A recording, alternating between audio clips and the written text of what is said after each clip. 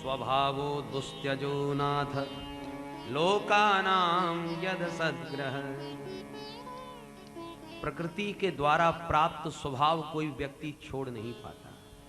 आपने हमारा स्वभाव क्रोधी बनाया है। हर सर्प जन्म सिद्ध क्रोधी, जन्म से ही क्रोधी होता है। उसे चाहे प्यार से छुओ, किसी भी भाव से छुओ, वो काटेगा।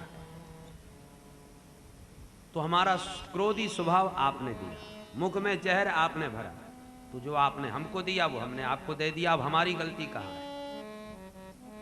विष वमन करना अपराध है तो कारण आप हो, क्रोध करना अपराध है तो कारण आप हो। भवान ही कारणम तत्र सर्वज्ञो जगदीश्वरः अनुग्रहं निग्रहं वा मन्यसे तद विधेहिनः। अनुग्रह करो या निग्रह, सर्व समर्थ हो महाराज, समर्थ को नहीं दोष गुसाई।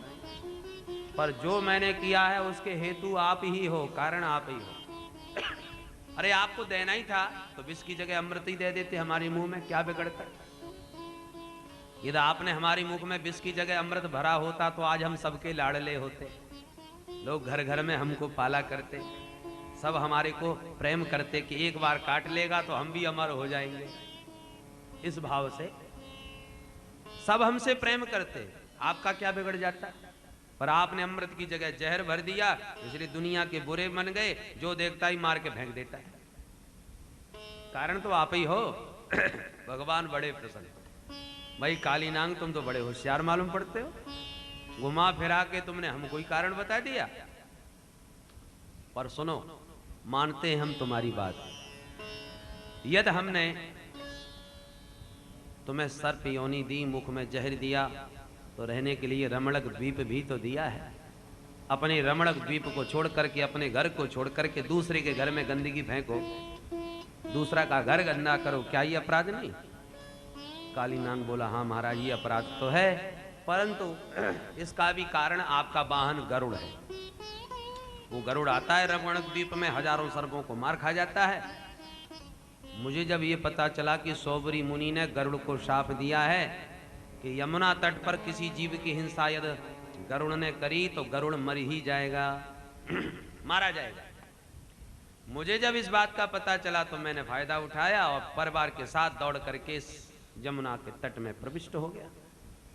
यमुना तट पर रहने लगा, क्योंकि यहां पर गरुड़ मुझे मार ही नहीं सकता, यहां साप बस आवत नहीं, इसलिए रहता हूं। भगवान बोले, यह तुम्हारे रहने का यही हेतु है, कारण है, तो अब तुम निश्चिंत होके जाओ, गरुड़ तुम्हें नहीं मारेगा। अब क्या हो गया महाराज? भगवान बोले, अब हमने तुम्हारे मस्तिष्क पर नाचते नाचते अपने श्री चरणों की मोहर लगा दी है। मेरे चरण चिन्ह तेरे माथे पर अंकित हो गए हैं। गरुड़ आएगा तो तुम प्रणाम करना, और तुम्हारे माथे पर मेरे पग चिन्हों को देख करके गरुड़ तुमसे हाथ भी नहीं लगाएगा, क्योंकि अब तुम मेरे हो गए, मेरे चरणों की मोहर तुम्हारे माथे पर लग गई। कुत्ते दो प्रकार के होते हैं, पालतू और फालतू। तो जो फालतू कुत्ते होते हैं उनको आते जाते लोग कोई भी डंडा मसक देते हैं, घर घर से टुकड़ा खाता फिरता है और खाते खाते दो चार डंडा भी खा के आता है, बड़ी दुर्गति। पर वही कुत्ता जब पालतू बन जाता है, फिर देखो महाराज उसके ठाठ। उसी प्रकार से जीवन में जब तक किसी के होकर के नहीं रहोगे, तब तक जीवन में यमराज के डंडे पड़ते ही रहेंगे। इसलिए श्री भट्टी जी ने बड़ा सुंदर एक पद गाया, मदन गोपाल शरण तेरी आयो, मदन गोपाल शरण तेरी आयो, मदन गोपाल शरण तेरी आयो, मदन गोपाल शरण तेरी आयो, मदन गोपाल।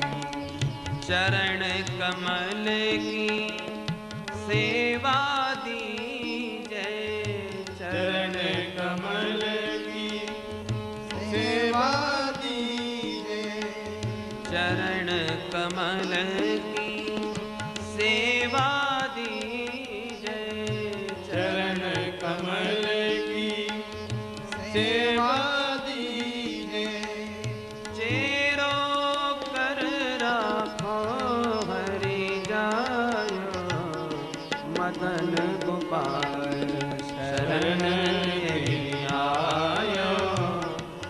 मदन गोपाल शरण तेरी आयो मदन गोपाल।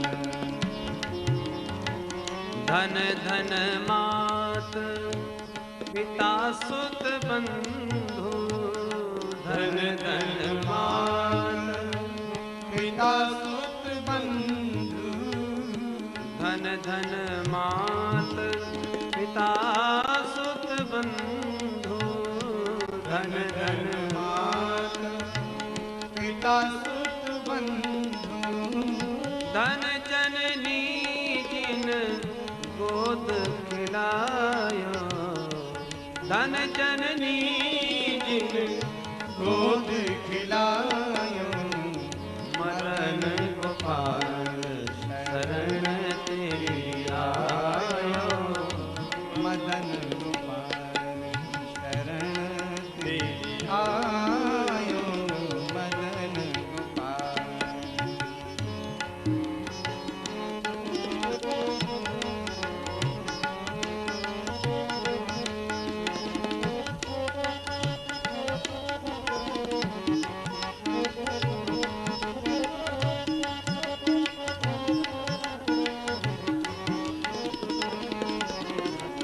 मदन गोपाल शरण तेरी आयो मदन गोपाल। जे नर विमुख भय गोविंद सो, जे नर विमुख भय गोविंद सो, जे नर विमुख भय गोविंद सो, जे नर विमुख भय गोविंद सो, जन्म अनेक महादुख पायो, जन्म अनेक महादुख पायो, मदन गोपाल शरण तेरी आयो, मदन गोपाल शरण तेरी आयो मदन गोपाल।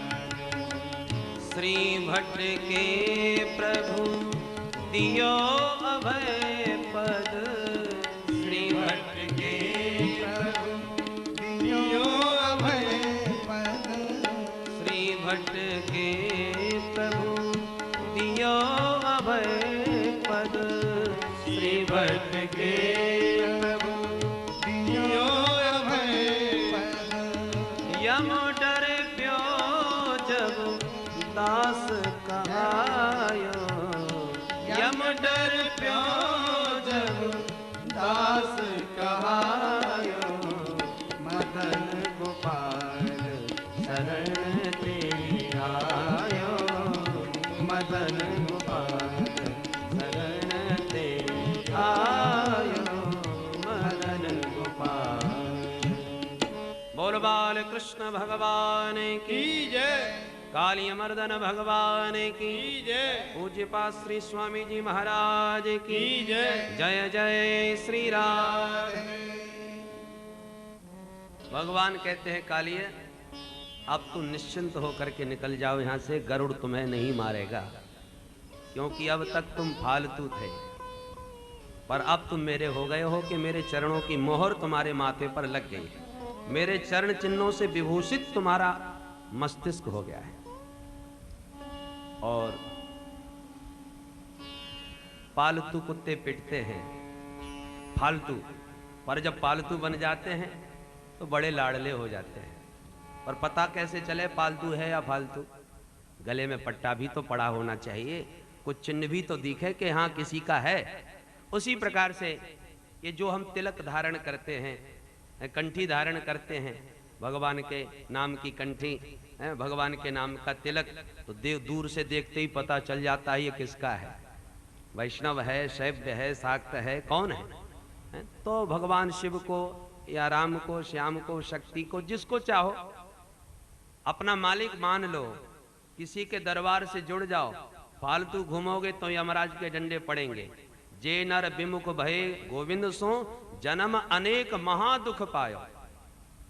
गोस्वामी जी बड़ी सुंदर बात एक कहते हैं कि महाराज नाहिन नरक परत मोह कह डर।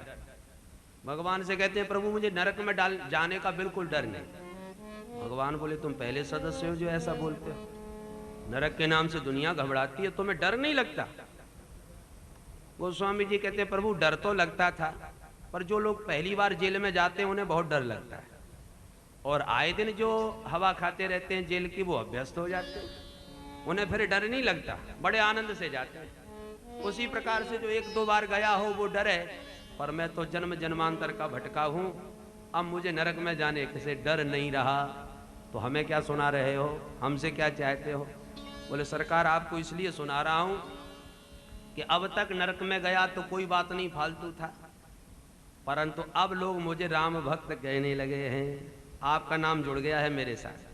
अब कहीं नरक में गया तो मुझ पर कोई फर्क नहीं पड़ेगा, एक बार और सही, पर आपकी बड़ी बदनामी होगी। कोई क्या कहेगा कि राम भक्त भी नरक में जाते हैं क्या? तो सरकार यदि अपने नाम की बदनामी से बचना हो तो मुझे भी बचाइएगा। नाहिन नरक परत मोह कह डर, यद्यपि सब विधिहारो, पर यह बड़ त्रास दास तुलसी प्रभु नामहु पाप न जारो।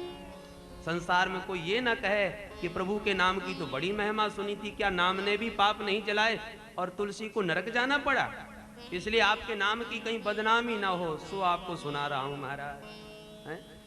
इसलिए तो भक्तों ने नाम बहुत दिए भगवान को, पतित पावन भक्त वत्सल करुणा सागर कृपा सागर, ये सब नाम क्यों? एक ही नाम बहुत था, हजारों नाम क्यों दिए? बोले भाई जिसका नाम ज्यादा होता है उसी को बदनामी का डर ज्यादा होता है, नाम ही नहीं तो बदनामी का क्या भय? इसलिए भक्तों ने खूब नाम दिए। अब भगवान ने इस पतित को पावन न बनावे तो पतित पावन नाम बदनाम हो गए, तो भगवान ने इसलिए भगवान को भक्तों ने खूब नाम दिए। भगवान कहते हैं काली नांग मेरे चरणों से विभूषित तेरा मस्तिष्क है, अब निश्चिंत होके जा, गरुड़ से डर नहीं। तब प्रभु को प्रणाम करके निकला कालिया बाहर। सारे ब्रजवासी ये दृश्य देख रहे हैं, मन ही मन भयभीत हो रहे हैं। मैया ने तो जब देखा कन्हैया को काली के फन पर तो कांप उठी। अरे बेटा कन्हैया जल्दी से छलांग लगा के भग जा, नहीं काट ले गो ये नाग। कन्हैया बोले मैया मत घबरा, मेरो तो चेला बन गयो ये, अब काहुए ना काटवे वारो। हक्के बक्के सब देखते रह गए और भगवान को प्रणाम करके काली नांग पूरे परिजनों के साथ रमणक द्वीप को प्रस्थान कर गया। ब्रजवासियों को लगा मानो मृतदेह में प्राण आ गए हों। सब दौड़े मिलने को, पर सर्वप्रथम दाऊजी महाराज ने कन्हैया का प्रगाढ़ आश्लेष किया, तब किसी अन्य से मिलने दिया, क्योंकि सर्प के विष को सर्प ही उतार सकता है, तो काली के विष को भगवान शेष ही उतार सकते हैं। तो शेषावतार भगवान दाऊजी बार बार मिलते हैं कन्हैया से। तब ब्रजवासी सब मिले, बोल काली मर्दन भगवान की जय। हारे थके भूखे प्यासे ब्रजवासी, सूर्यास्त हो चुका है इसलिए काली देह पर ही विश्राम करने लगे। रात्रि विश्राम। अचानक अर्धरात्रि पर चारों तरफ से आग लगी, दावाग्नि। ब्रजवासी सब भयाक्रांत हुए, भगवान की शरण में आए, प्रभु रक्षा करो, कृष्ण कृष्ण महाभाग, हे रामा मत मित विक्रम, एष घोर तमो वग्निस्तावकान ग्रसते ही न। हे बलराम जी महाराज, हे कन्हैया हमारी रक्षा करो, ये वग्नि हम सबको भस्म कर देगी। भगवान बोले न घबराओ, सब नेत्र बंद कर लो। सभी ने नेत्र बंद किए तो भगवान संपूर्ण दावाग्नि का पान कर गए। अरे भगवान के तो मुख से ही अग्नि का जन्म होता है। वेद भगवान कहते हैं मुखादग्नि रजायत, इसलिए भगवान ने अग्नि को अपने कारण में विलीन कर लिया और ब्रजवासियों के प्राणों की रक्षा हुई।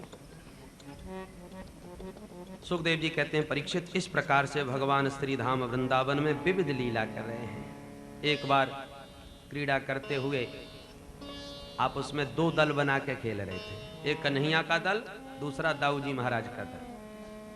ग्वालों का बंटवारा हो रहा है दो पक्षों में, तभी खेल होगा।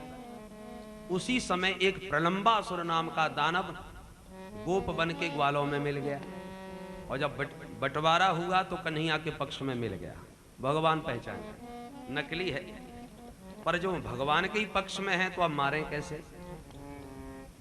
क्रीड़ा प्रारंभ हुई। भगवान बोले एक शर्त होगी। क्या? बोले जो दल हारेगा वो बनेगा घोड़ा, जो जीतेगा वो उस पर आरूढ़ होकर यहां से भांडीर वन तक उसे ढोना पड़ेगा। हाँ हाँ, हम सब तैयार हैं। अब खेल प्रारंभ। परंतु प्रभु का पूरा ध्यान इस प्रलंबासुर पर केंद्रित है, इसलिए भगवान की पार्टी हार गई। दाऊ जी महाराज का दल विजयी हुआ। सब दाऊ जी की जय जयकार करके ढूंढने लगे अपना अपना घोड़ा। कोई किसी को पकड़ने लगा। श्री रामा ने तो दौड़ के कन्हैया को हाथ पकड़ो, कन्हैया हम तो तोकू घोड़ा बनाएंगे।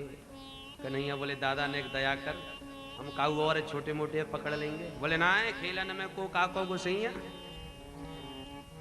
कोई छोटो बड़ो ना होए, आज तो तोकू घोड़ा बननो ही पड़ेगो। जबरदस्ती पकड़ के कन्हैया को घोड़ा बना के बैठ गए। सुखदेव जी कहते हैं परीक्षित कर लो दर्शन। उबाह कृष्णो भगवान श्रीदामानं पराजितः। श्रुतियां जिसे अजित कह के पुकारती हैं, जय जय जय अजा मजित दोष ग्रवीत गुणा, अजित कहते हैं। पर आज प्रभु भक्त प्रेम में पराजित भी हो जाते हैं, घोड़े बन जाते हैं। श्रीदामा आरूढ़ हुए, चल पड़े। दाऊ जी ने देखा हम किसे घोड़ा बनाए। प्रलंबासुर का हृष्ट पुष्ट शरीर दिखाई पड़ा, तो उसी को पकड़ के कहा चल तू घोड़ा बन।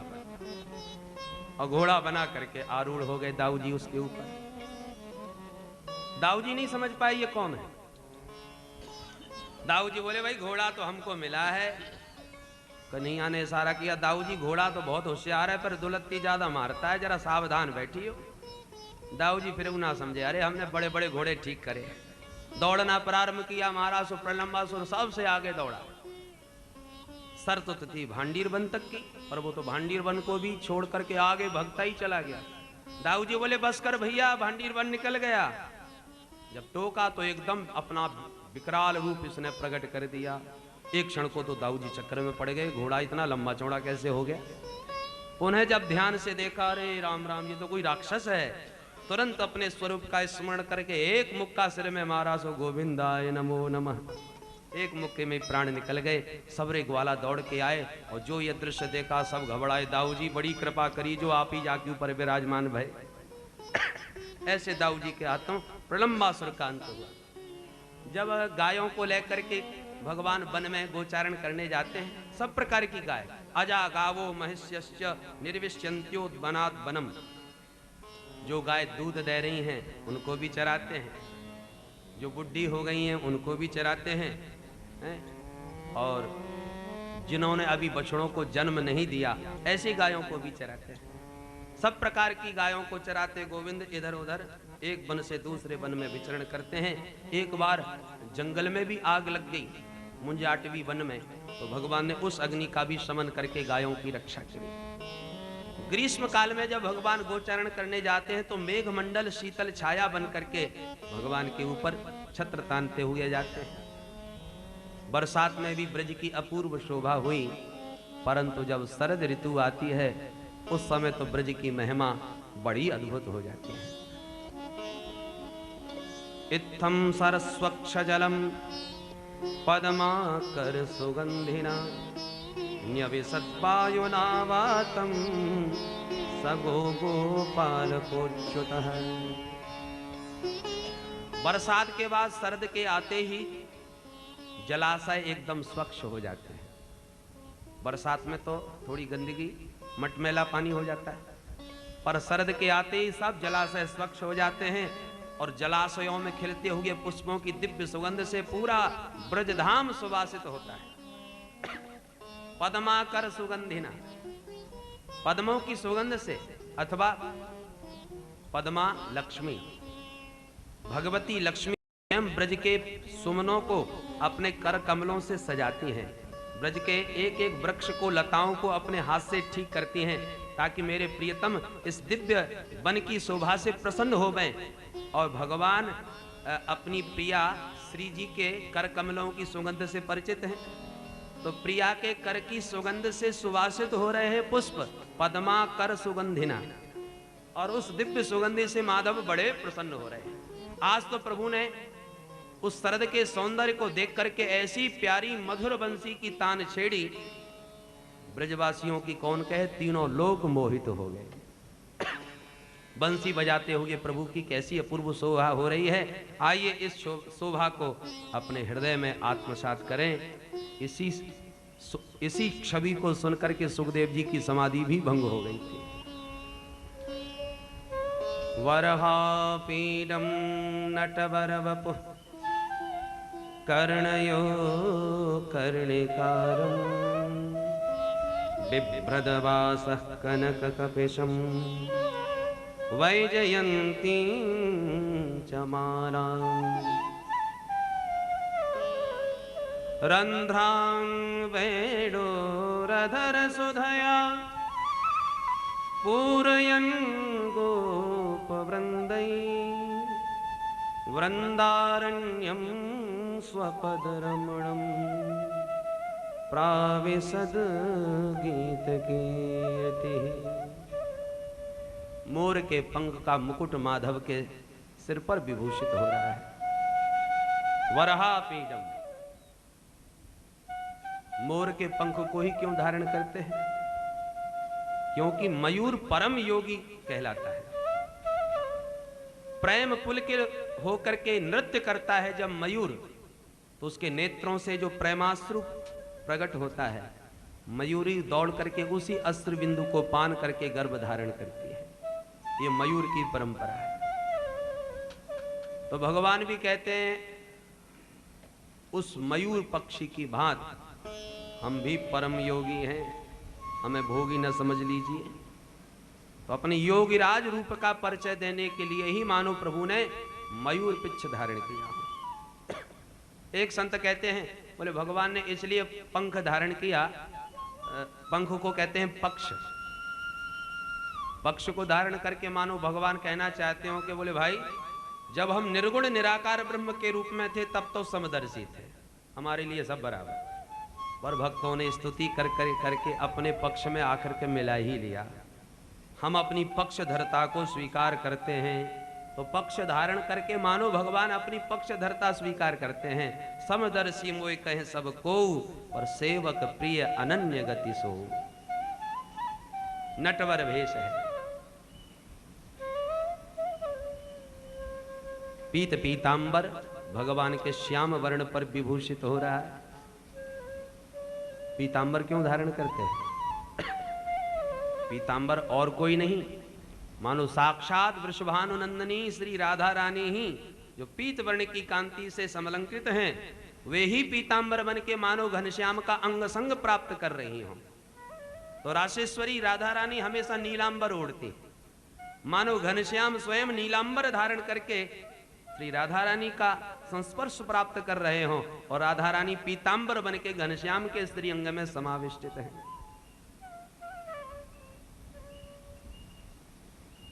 बिभ्रदवासः कनककपिशं वैजयन्तीं च माला। श्रीकंठ में वैजयंती माला विभूषित हो रही है। रंध्रान वेणोरधर सुधया, अधरों पर वेणु विभूषित है। वेणु मतलब वम ब्रह्मानंदम इह विषयानंदम तौ अणु यस्मात् स वेणु। जिस वेणु रव का श्रवण करके विषयानंद की कौन कहे, ब्रह्मानंद भी फीका पड़ जाए। तो विषयानंद और ब्रह्मानंद भी जिसके सामने अणुवत हो जाए, फीके पड़ जाएं, उसका नाम है वेणु। वेणु कौन है? साधारण बांस की बंसी नहीं।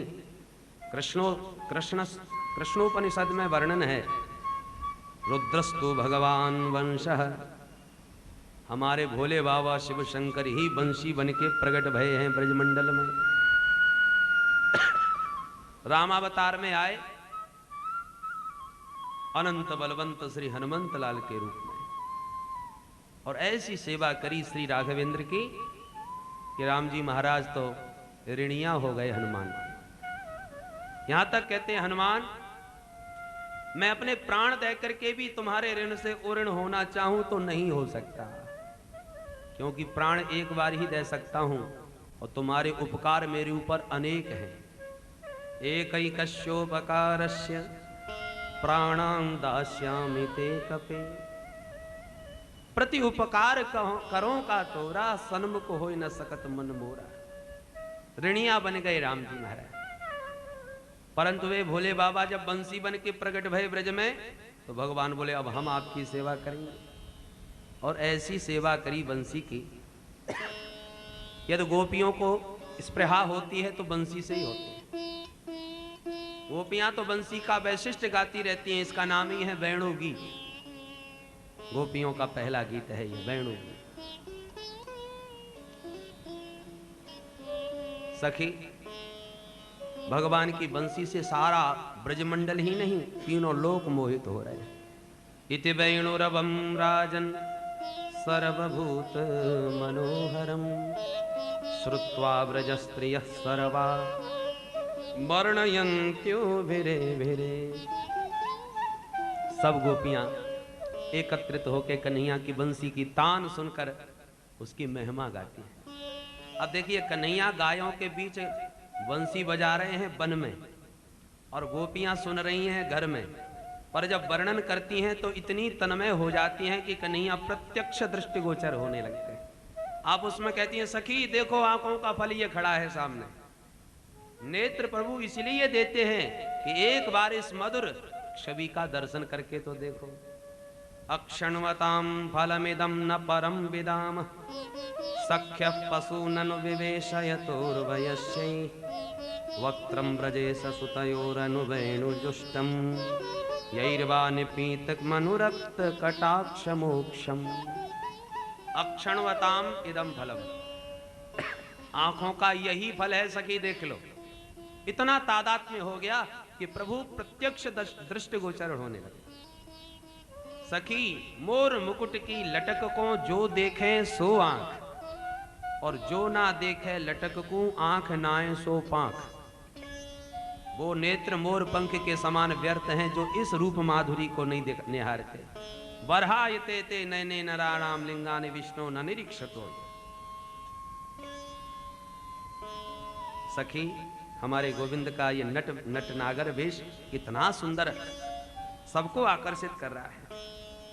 इस वेणु ने कौन सा शुभ आचरण किया है सखी, जो हमारे दामोदर की अधर सुधा का निरंतर पान करता रहता है। वेणु शब्द पुल्लिंग है।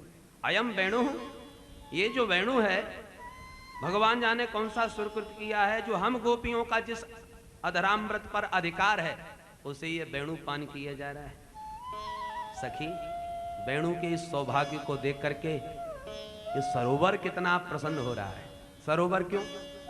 बोले भाई, महापुरुषों से, भगवत भक्तों से सब अपना संबंध जोड़ते हैं, अपना नाता जोड़ते हैं। कैसे? सरोवर इसलिए प्रसन्न हो रहा है कि मैंने ही तो अपने जल से इसे सींचा था, और जिसको मैंने सींच करके बड़ा किया, आज देखो वही बंसी बन के गोविंद के अधरों तक पहुंच गया। इसलिए अपना संबंध बंसी से जोड़ रहा है। सखी, इन वृक्षों को देखो, ये वृक्ष भी कितने हर्षा रहे हैं। क्यों? जैसे कोई अपने वंश में अपना पौत्र नाती कोई वैष्णव बन जाए, भगवत भक्त बन जाए, तो पूर्वज बड़े प्रसन्न होते हैं कि इसने हम सबको तार दिया। उसी प्रकार से बंसी को भगवान के अधरों तक देखकर ये वृक्षावली भी मुग्ध हो रही है कि हमारे वंश का है, हमारे खानदान का। देखो, हमारे कुल का आज वेणु बना, भगवान के अधरों से पहुंचकर अपना सौभाग्य प्राप्त कर रहा है। अरे छोड़ो इनको सखी, हम तो कहते हैं आज वृंदावन की महिमा के सामने वैकुंठ भी फीका पड़ रहा है। गोविंद के पाद पद्मों से विभूषित ये ब्रजभूमि वैकुंठ को भी फीका कर रही है। ब्रज के इन पशुओं को देखो, धन्यास्म मूढ़मतयोपि हरिण्य एता यानंद नंदन मुपात्त विचित्र वेशम आकर्ण्य वेणुरणितं सह कृष्ण सारा पूजां दधुर्विरचितां प्रणयावलोकैः। धन्यास्म मूढ़मतयोपि, ये पशु होकर के भी हिरणी मृगियां कितनी धन्य है। क्यों सखी? वो इसलिए धन्य है क्योंकि जब भगवान बंसी बजाते हैं तो अपने कृष्ण सार पतियों के साथ, अपने कृष्ण सार मृगों को साथ में लेकर के दोनों दंपति अपने विशाल नयनों के प्यालों से गोविंद के रूपा सब का पान करने लग जाते हैं, दोनों तन्मय होकर के। इसलिए जीवन इन्हीं का सार्थक है, क्योंकि इनके पति हैं कृष्ण सार, कृष्ण ही हैं जिनके सार। अस्मत् पतयस्तु अभिमान एव सारा। हम यदि चाहें कि अपने पतियों को बुला करके इस रूप छटा का दर्शन करें तो संभव नहीं, वो हमारे साथ इस दिव्य रूप का पान नहीं कर सकते। इसलिए हमसे अधिक बड़ भागिनी ये मृगियां हैं जो पशु होकर के भी धन्य हैं। सखी केवल दर्शन नहीं करें, अपने प्रणयावलोकन के द्वारा पूजाम दधो, हमारे गोविंद की पूजा कर रही है। नेत्रों के प्यालों में प्रेमाश्रु का जल रख भर के मानो अर्घ प्रदान कर रही हूं। सखी हाथों से ठाकुर जी की सेवा की जाती है, पर हाथ कर्म इंद्रिय हैं और नेत्र ज्ञान इंद्रिय है। कर्म इंद्रिय से अधिक ज्ञान इंद्रिय की पूजा श्रेष्ठ है। इसलिए और भक्त तो हाथों से हरि को पूजते हैं, सेवा करते हैं, पर ये तो अपने प्रेमावलोकन के द्वारा ज्ञान इंद्रिय दृष्टि से भगवान की पूजा कर रही हैं। इसलिए इनकी पूजा भी महान है। जब कन्हैया की बंसी बजती है तो देव्यो विमान गतयः, सब देवांगनाएं विमानों में बैठ के आ जाती हैं सखी, इनके दिव्य रूप सुधा का दर्शन करने पान करने के लिए। उनको अपने तन का भी भान नहीं रह जाता, इतनी प्रेम पुलकित हो जाती है। कन्हैया की जब बंसी बजती है सखी तो गाय जो घास खा रही हैं, मुख में घास है और बंसी कान में पड़ी तो ना उस घास को निगल पाती है ना उगल पाती है। मुंह में घास पड़ा रहता है और कान खड़े करके वेणु रब पान करने लगती है, मानो कर्ण पुटों से अमृत पान कर रही हूं। कान के दोना संभाल लिए कहीं रस बिखर न जाए। इनके बछड़ों को देखो, मां का स्तन मुख में है पर दूध नहीं पीते, बंसी की तान पर मुग्ध हुए स्तन मुख में पड़ा रहता है पर दूध नहीं पी पाते। अरे इस यमुना को देख बहन, कन्हैया की बंसी की तान सुन करके ये अपने वेग को ही भूल गई, इसका प्रवाह कुंठित हो गया, पाषाणवत जम गई। इस हरिदास वरे गोवर्धन को देख, जब कन्हैया की बंसी बजती है तो ये भी हरा भरा हो जाता है। एक बोली बहन, इसको पहाड़ कहना अपराध है, ये तो हरिदास वर्य है, भक्तों में श्रेष्ठ है, जो हमारे गोविंद की कितनी अद्भुत सेवा करता है। ये जो घास खड़ी है ना, ये वृक्षावली हरी हरी नजर आ रही है, वृक्षावली नहीं है, घास नहीं है। तो कन्हैया की बंसी को सुन करके गोवर्धन के शरीर में रोमांच हो रहा है, ये इसका शरीर पुलकित हो रहा है। ये जो पानी के झरने भरे रहे, झरने नहीं है, भगवान की बंसी पर मुग्ध होकर के परम वैष्णव होने के नाते नेत्रों से प्रेमाश्रु प्रवाहित कर रहा है। सारी प्रकृति अपने गोविंद के प्रेम में ही ओतप्रोत प्रतीत होती है ब्रजांगनाओं को। जित देखो तित श्याममयी है, श्याम कुंज वन जमुना श्यामा, श्याम गगन घन घटा चाहिए। सारी प्रकृति घनश्याममय प्रतीत होती है ब्रजांगनाओं को। यमुना विचार करती हैं कि वाह, मेरे तट पर मेरे प्रियतम वंशी निनाद कर रहे हैं। कालिंदी भगवान की होने वाली पटरानी है, प्रभु होने वाले पति हैं, तो क्यों ना मैं भी इनके चरणों में कुछ अर्घ प्रदान करूं। जल तो है पर केवल जल से अर्घ बनता नहीं, तो क्या पुष्प भी होने चाहिए, गाय का दुग्ध भी यदि होता है, कुछ फल भी होते तो मैं ठाकुर जी की कुछ सेवा करती। तो यमुना के तट पर जो वृक्ष खड़े हैं, यमुना जी ने वृक्षों की ओर इशारा किया, वृक्ष भी बड़े प्रसन्न हुए।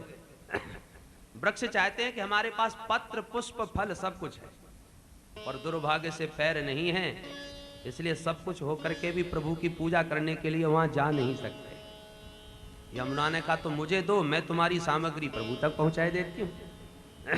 वृक्ष प्रसन्न हो गए, हवा का झोंका आया, जोर से हिले, पत्र पुष्प फल सब टपक करके यमुना के जल में गिरे। यमुना मैया प्रसन्न, पुष्प भी मिल गए, फल भी मिल गए। गायों ने बंसी निनाद सुन के जो दुग्ध की धारा प्रवाहित करी, चारों स्तनों से दूध की धारा बहने लगती है बंसी सुनकर, और वो दुग्ध धारा बहती बहती यमुना जी में मिल रही है। यमुना जी अति प्रसन्न, गायों का दुग्ध, वृक्षों का पुष्प फल सब मिल गया और जल तो है ही। वो सब एकत्रित किया और एक दिव्य तरंग उठी हवा के द्वारा और उस उत्ताल तरंग से वो संपूर्ण अर्घ सम्मिश्रित करके भगवान के पाद पद्मों में समर्पित कर दिया। बोलो जमुना मैया की जय। इस प्रकार से समस्त भक्तों की भावना को भगवान के चरणों तक पहुंचाती है भगवती यमुना। गोपियां तो भगवान से कहती थी प्रभु चाहे जब बंसी मत फूंका करो। भगवान बोले कब कब न बजाऊं। गोपियां बोली जब हम भोजन बना रही हो तब मत बजाया करो। भगवान बोले कैसी विचित्र हो। अरे बंसी की तान सुन करके भोजन सिद्ध होगा तो इतना स्वादिष्ट बनेगा कि लोग खाने वाले अंगुलियां चाटेंगे और तुम कहती हो कि भोजन के समय बंसी ना बजाऊं। गोपियां बोली जब कोई भोजन बनेगा तब तो कोई पाएगा। अरे हम तो कहां से वन से सूखी सूखी लकड़ियां काष्ठ बीन के लाती हैं चूल्हा जलाने को, और जैसी चूल्हा फूंका कि आपने बंसी फूंक दी। बंसी की तान सुनते ही सूखी लकड़ियों से पानी बहने लग जाता है, अग्नि ठप हो जाती है तो हम भी हाथ में हाथ धर के बैठ जाते हैं। मुरहर रंधन समय माकुर मुरली रवम मधुरम नीरस मेधो रसता कृशानुरक्तेति कृशतरता। शुष्क काष्ठ भी सरस हो जाता है। ऐसी है कन्हैया की बंसी का चमत्कार। बोल बंसी वारे की जय।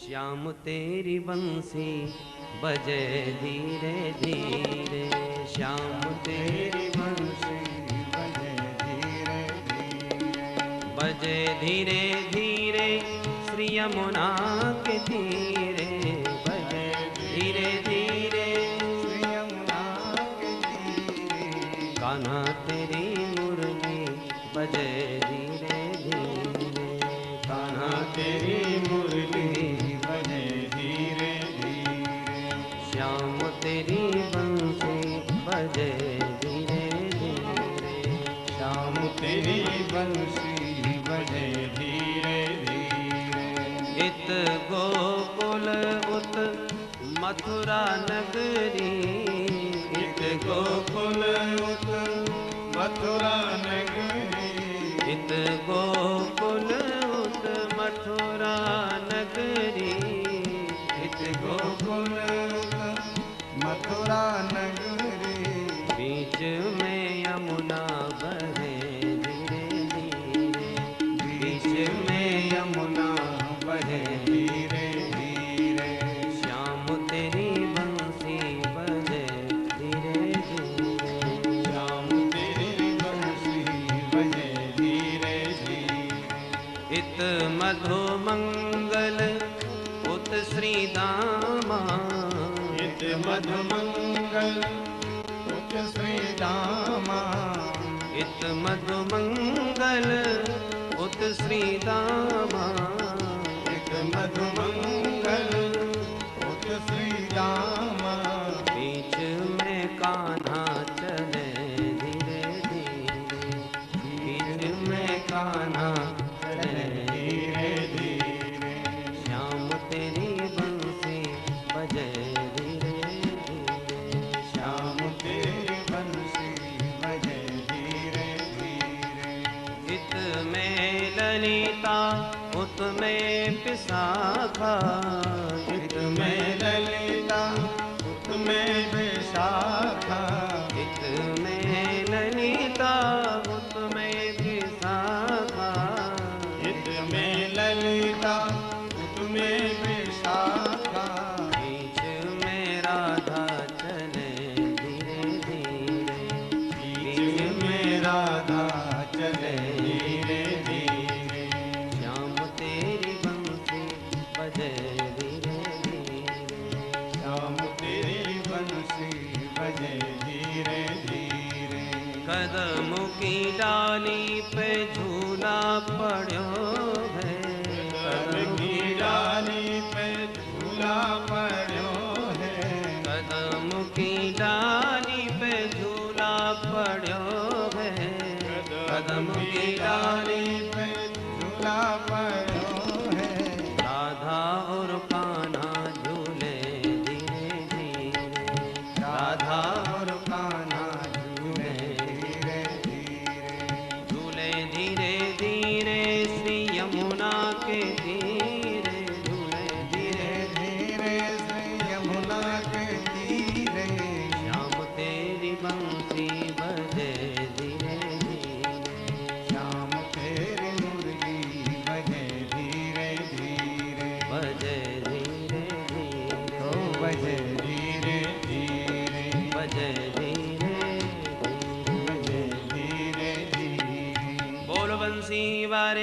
जय।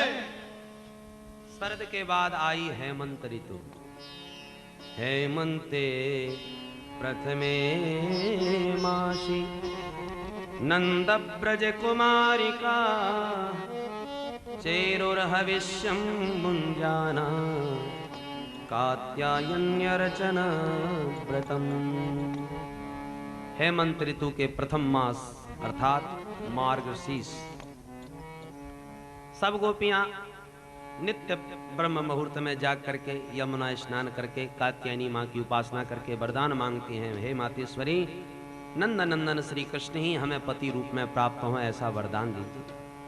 कात्यायनी महामाये महायोगिन्यधीश्वरी नंद गोप सुतम देवी पतिम में कुरुते नमः।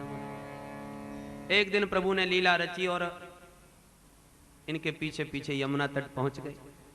वस्त्र त्याग करके यमुना में जैसे ही गोपियों ने प्रवेश किया, कन्हैया वस्त्र हरण करके कदम पर आरूढ़ हो गए। गोपियों ने जब देखा, प्रभु से प्रार्थना करी, कन्हैया हम तो आपकी दासी हैं, आप बड़े धर्मज्ञ हो, हमारे वस्त्र वापस कर दो, अन्यथा राजा से शिकायत भी कर देंगे। भगवान बोले यदि हमारी दासी हो तो हम जो आज्ञा दे रहे हैं उसका पालन करो, आकर के अपने वस्त्र ले जाओ। गोपियों को पहले तो संकोच लगा, बाद में भगवान के सन्मुख आकर के वस्त्र धारण किए और तब भगवान ने उन्हें शरद पूर्णिमा के दिव्य उस परिवेश में मनोरथ पूर्ण करने का वचन दिया। इसको कहते हैं चीर हरण लीला। जीवात्मा परमात्मा के मिलन में दो विघ्न हैं, विक्षेप और आवरण। जब हम भगवत भजन करते हैं, साधना करते हैं, सदगुरु का आश्रय लेकर के उपासना करते हैं, उससे मन का दोष मिटता है, मन शुद्ध होता है, विक्षेप दोष मिटता है। अब आवरण जो दूसरा व्यवधान है, इससे जीव की सामर्थ्य नहीं जो दूर कर सके। इस माया के आवरण को तो भगवान ही दूर करते हैं। जहां जीव ने तप किया तो भगवान जब प्रसन्न होते हैं तो उसके नेत्रों से जो माया का आवरण है उसे चुराने के लिए भगवान स्वयं आते हैं। तो गोपियों ने कात्यायनी मां की उपासना करी और उपासना जब पूर्ण हो गई तो भगवान आए और चीर हरण करके चले गए। माया का आवरण। मुक्तावलिकार तो मंगलाचरण में इस लीला का स्मरण ही करते। नूतन जलधर रुचये गोप बधूटी दुकूल चौराय तस्मै कृष्णाय नमः संसार मही रोहस्य बीजाय। नूतन जलधर के समान जिनका श्याम वर्ण है और जो गोपियों का दुकूल चोरी कर लेते हैं, चीर हरण करने वाले। गोप बधूटी दुकूल चौराय गोपाः जीवाः तेषां बधूट्यः बुद्धयः तासाम आवरणानि अज्ञानानि। जीव की जीवात्मा की पत्नी है कौन? बुद्धि। ये गोप बधूटी, गोप नाम जीव और उनकी बधूटी माने स्त्री कौन? बुद्धि। और बुद्धि में जो अज्ञान का आवरण पड़ा है उसी अज्ञान रूपी दुकूल का हरण करने वाले हैं श्री हरि। गोप बधूटी दुकूल चौराय। तो इस अज्ञान रूपी आवरण का हरि ही हरण करते हैं। और जब तक ये पर्दा न हट जाए तब तक भगवान का अपरोक्ष साक्षात्कार नहीं होता। कुंती मैया कहती है ना, माया जवनिका छन्नम, ये माया का पर्दा पड़ा है। तो भगवान ने यदि अज्ञान का ये पर्दा, माया का ही पर्दा चीर हरण के रूप में हरण किया, चुराया, तो मांगने पर लौटा भी दिया। इसका क्या मतलब? बोले ब्रह्मविद ब्रह्मैव भवति। एक बार ब्रह्म ज्ञान हो जाए, ब्रह्म का अपरोक्ष साक्षात्कार हो जाए तो वह जीवात्मा भी ब्रह्म स्वरूप ही हो जाता है। जानत तुम्हें हो जाए और फिर ये माया उसका कुछ बिगाड़ नहीं सकती। जैसे उदाहरण से एक बार धान का छिलका अलग हो जाए और चावल अलग हो जाए तो लाख प्रयास करके भी उस छिलका और चावल को अलग एक बार हो जाने के बाद हम उससे बीज उत्पन्न नहीं कर सकते, उसकी बीजत्व शक्ति नष्ट हो गई। उसी प्रकार से एक बार माया का पर्दा हट पाया, प्रभु का साक्षात्कार हो पाया, फिर ये माया उस जीव का कुछ नहीं बिगाड़ती। जो माया में नाचे उसका नाम जीवात्मा और माया के बीच जो निर्लिप्त रहे उसका नाम महात्मा। और माया को भी जो अपने इशारे पर नचावे उसका नाम परमात्मा। तो आज परमात्मा प्रभु ने गोपी माने इन जीवात्माओं के अज्ञान के आवरण का हरण किया। गोविहि इंद्रियैहि कृष्ण रसम पिबती थी गोपी। भगवान के दिव्य रस का रसास्वादन करने वाले प्रत्येक जीवात्मा ही गोपी हैं। गोपियां कोई साधारण स्त्रियां नहीं। गर्ग संहिता के गोलोक खंड में गोपियों के भेदों का निरूपण है। श्रुति रूपा, ऋषि रूपा, साधन सिद्धा, कृपा सिद्धा, नित्य सिद्धा, गोलोक वासनी, दंडकारण्य के संत, मिथिलापुर की नारियां, यज्ञ सीता। इस प्रकार से सैकड़ों भेद हैं ब्रज गोपियों के। रास पंचाध्याय के माध्यम से आप और विस्तार से सुनेंगे। सुखदेव जी वर्णन करते हैं, इस प्रकार से भगवान गोपियों का मनोरथ पूर्ण करके अंतर्धान हुए। जब अपने सखाओं के साथ वन विहार करने जाते हैं तो वृक्षों की महिमा गोविंद स्वयं अपने मुख से गाते हैं। देखो मित्रों, इन वृक्षों का सौभाग्य देखो। पश्यतैतान महाभागान परार्थई कांत जीवितान। इन वृक्षों का जीवन ही परमार्थ के लिए है मित्रों। जब तक ये रहते हैं हरे भरे, तब तक हमको सघन छाया देते हैं। सर्दी, गर्मी, वर्षा सब सहन करते हैं और हमको आश्रय देते हैं। सूख जाएं तो इनकी लकड़ियां जलाने के काम आती हैं, और लकड़ियां जलाने के बाद कोयला बन जाए तो कोयला भी काम का आते हैं। कोयला जलाओ फिर राख बन जाए तो राख भी काम आती है। सारा जीवन इनका परमार्थ के लिए। इनके पत्ते काम के, पुष्प से कितना हम कार्य सिद्ध करते हैं, पुष्प से देवताओं का आराधन करते हैं। अरे इनकी गोंद जो निकलती है वो भी काम की है, इनकी छाल भी काम की है। एक एक अंग इनका समस्त परमार्थ के लिए है। हम जीवों को इनसे परमार्थ की शिक्षा लेनी चाहिए। सघन वृक्ष कोई पत्थर भी मारे तो बदले में पत्थर मारने वाले को फल देते हैं। ये इतते पाहन हनत बे उतते फल दे। ऐसे परमार्थी हैं ये वृक्ष। इस प्रकार से एतावत जन्म साफल्यम देहनामिह देहसु। देहधारियों में तो जीवन इन्हीं का सार्थक है। इस प्रकार से भगवान वन वन विचरण करते हैं। एक बार भगवान गोचारण करते दूर वन में चले गए और कलेवा लेना भूल गए। अब भूख लगी वन में। ब्रजवासी बोले, लाला भूख के मारे पेट सूख गए हो। भगवान बोले, तो एक काम करो, थोड़ी दूर पर यज्ञ हो रहा है ना, उन ब्राह्मणों के पास जाके कुछ मांग लो। ब्रजवासी गए, पंडित जी राम राम, कछु भोजन पानी हो तो दे दो। पंडित जी ने बातों ना करी, न राम रामू ना करी, अपने हवन करते रहे। इशारा कर दिया, जाओ अपना काम करो। लौट करके बोले, कन्हैया बड़ी बुरी बेइज्जती भई भैया। वो पंडित जी तो हमें भिखमंगा समझ रहे थे। आज तक हमने काऊ के सामने ऐसे हाथ ना पसारो, तेरी बातन में चले गए। भगवान बोले, ऐसे मांगो जाए। अरे भैया, पहले मांगवे से पहले दंडवत करो, प्रेम से दो बातें करो, फिर लेने देने की बात करना चाहिए। अच्छा छोड़ो, अब की बार जाओ सीधे पंडितानी जी के पास और देखियो, पहले प्रणाम करियो, नमस्कार करियो, फिर मांगवे की बात करियो। ठीक है भैया। गए, सीधे भीतर घुसे चले गए। पंडितानी जी प्रणाम, नमो वो विप्र पत्नीभ्यो निबोधति वचांसिना।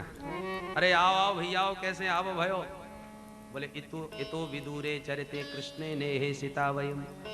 यहाँ तक गैया चराते हमारे श्री कृष्ण बलराम आ गए हैं। उन्हें बड़ी जोड़ते भूख लगी है, कछु प्रसादी हो तो दे दो, बड़ी कृपा होगी। जो कृष्ण बलराम का नाम सुना, जितनी भी ब्राह्मणियां थीं, सबने अपने विविध प्रकार के घर में जो व्यंजन बना रखे थे थालों में सजाए और लेकर के दौड़ पड़ी।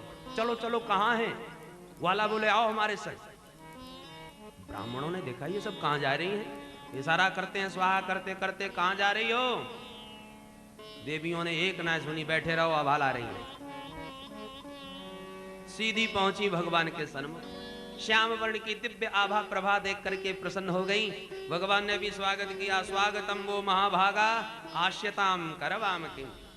स्वागत है आपका, कहिए क्या सेवा करें।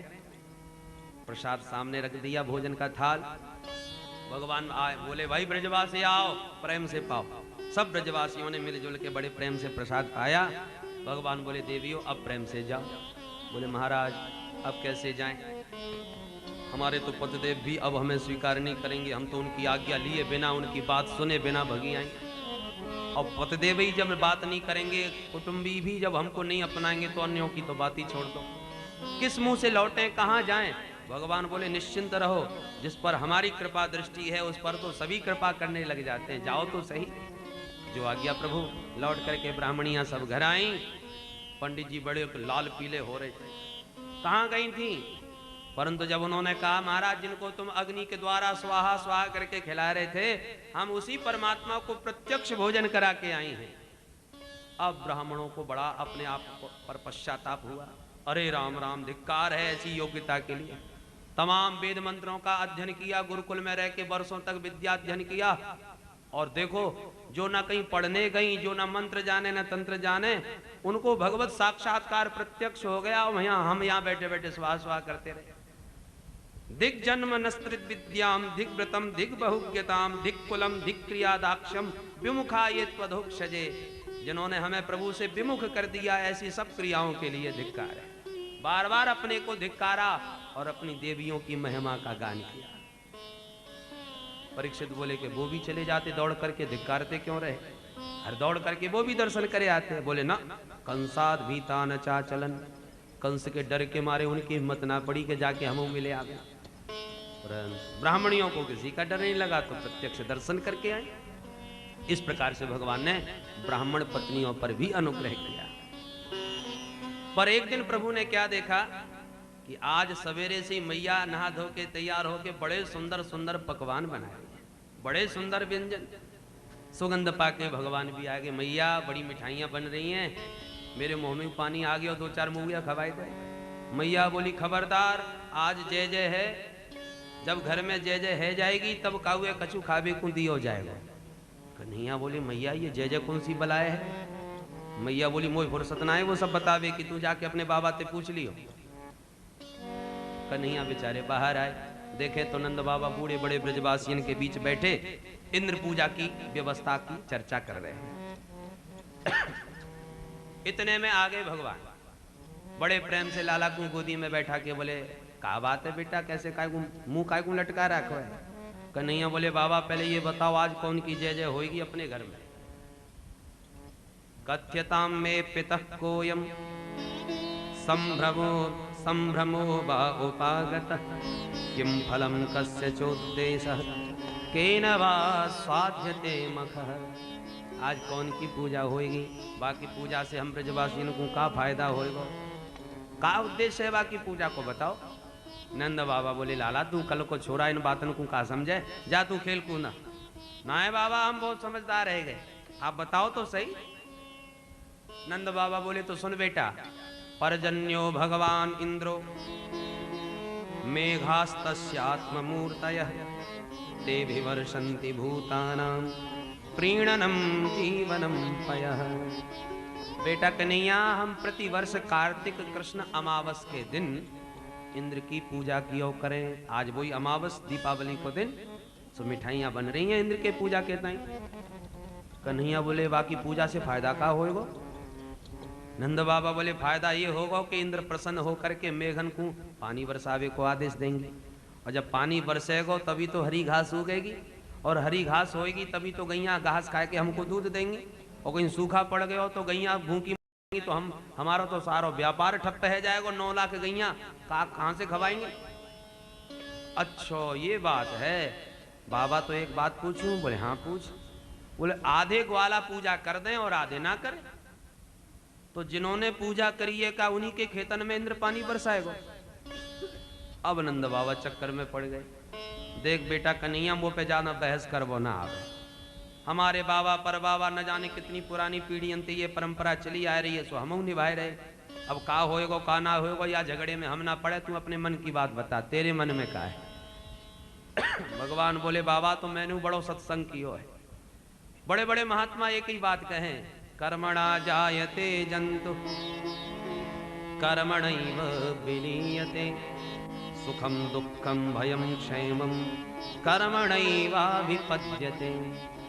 बाबा जो प्राणी जैसो कर्म करे वाको वैसो फल मिले। अच्छे कर्म को अच्छो फल, बुरे कर्म को बुरो फल। ईश्वर नाम की यदि कोई सत्ता है तो वो भी कर्म के अनुसार ही तो फल देगा। हम करें धरें कछूना है तो ईश्वर फल काहे को दे? कैसे दे?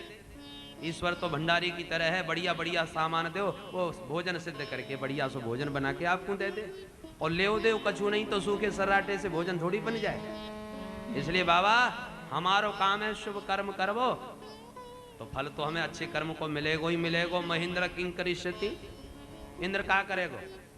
अरे हमारो ना घर है ना द्वार है, हम वन में विचरण करने वाले, हमें काहे को डर?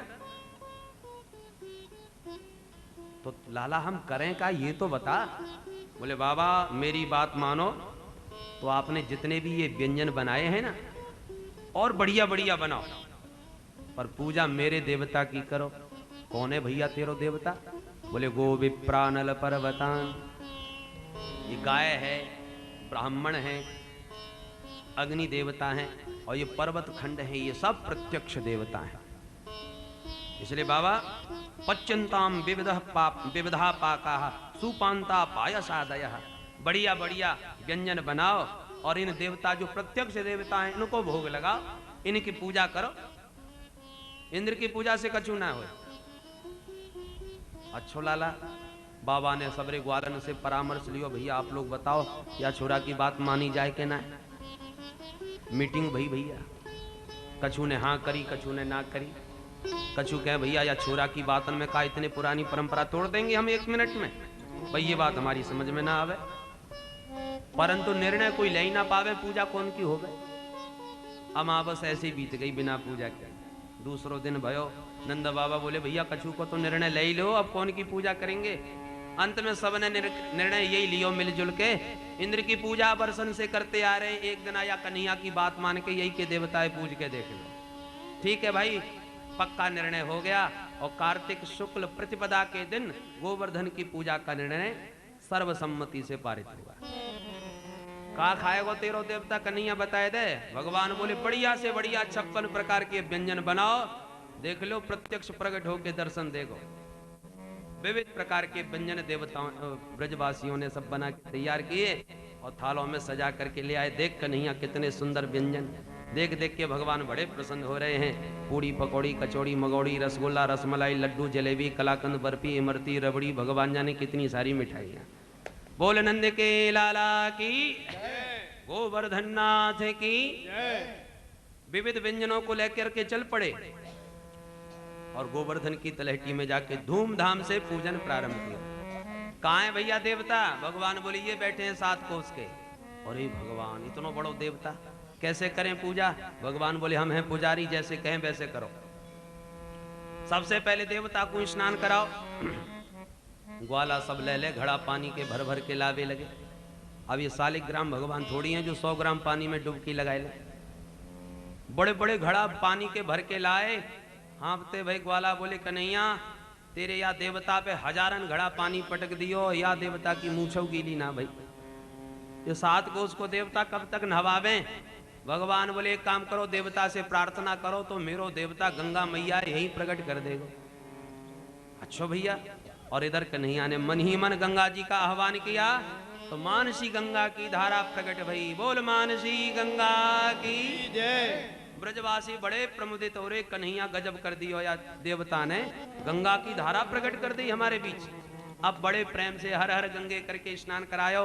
गंगा अक्षत पुष्पाणी समर्पयामी, षोडशोपचार पूजन भयो। भैया भोग लगाए दो। सारे व्यंजन सामने धर दिए। नंद बाबा पर्दा डार भी लगे, भोग लगेगो। भगवान बोले रहने दो पर्दा, मेरो देवता तो प्रत्यक्ष होकर के ही भोजन करेगा। प्रत्यक्ष कैसे? बोले आंख बंद करके ध्यान करो। सब आंख बंद करके खड़े हो गए। हे गोवर्धन नाथ भोग को स्वीकार करो। सो एक रूप में भगवान पुजारी बने खड़े हैं और दूसरे रूप में स्वयं चतुर्भुज धारण करके प्रकट होके बोले लाओ ब्रजवासियों भोग। सबने चौंक करके जो नेत्र खोले तो 4 भुजा पसारे स्वयं सरकार सन्मुख खड़े हैं गोवर्धन नाथ। बोल गिरिराज महाराज की जय। तुरंत हाथ आगे बढ़ाए।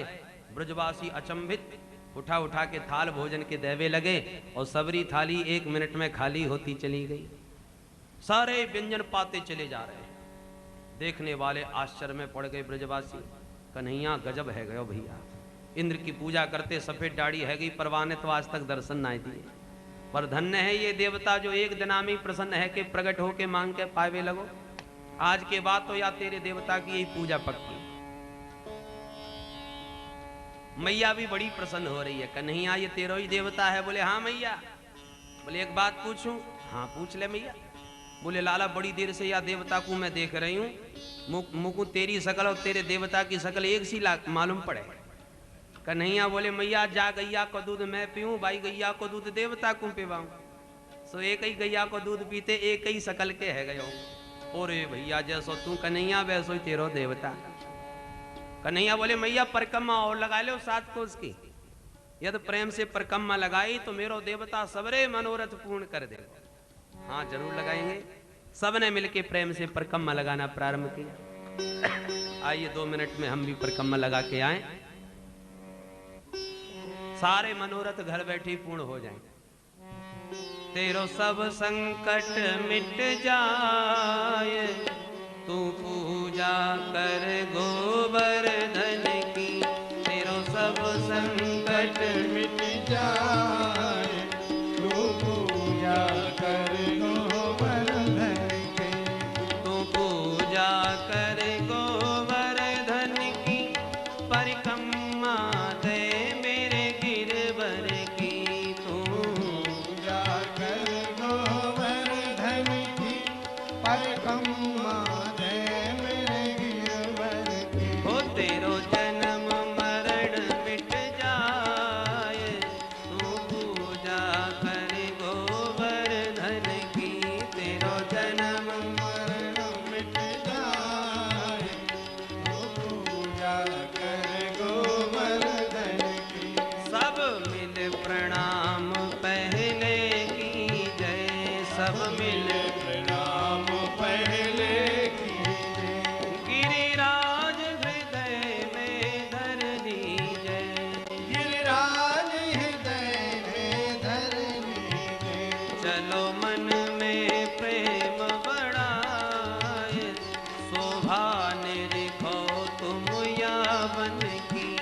चलो मन में प्रेम बढ़ाए, शोभा निरखो तुम यावन की। आगे पूंछरी को लौटा है, आगे पूंछरी खलोता है, जो खाए खाए भयो से लौटा है। जो खाए खाए भयो से लौटा है। करो सब प्रणाम सिर नाय, जो रक्षा करे अपने जन की। करो सब प्रणाम सिरनाए, जो रक्षा करे अपने जन की। है बुखार बिंद की ये झांकी है। मुखार बिंद की ये झांकी, या के मुकुट लकुट भ्रकुटी बाकी। अब मुकुट लकुट भ्रकुटी बाकी। हो या पे दूध की धार चढ़ाए, हो चढ़ाए इच्छा पूर्ण हो गए मन की। या पे दूध की धार धार चढ़ा